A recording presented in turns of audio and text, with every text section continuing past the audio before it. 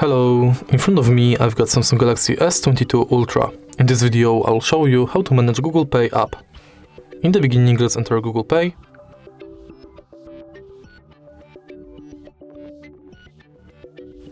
Tap Get Started. And now reset the app. Enter it again. And as you can see, this is the new homepage of Google Pay. From here you can add payment method or different types of cards. Next, you can manage all of your payment methods, check your full activity, check full list of participating banks,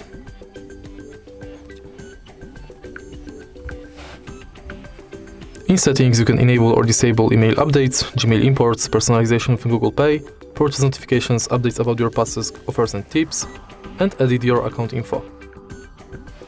Then, in contactless setup, you can set payment method, set screen lock, check if NFC is on, check if Google Pay is set as your default, and if your phone meets security requirements. Then we've got help and support, send feedback,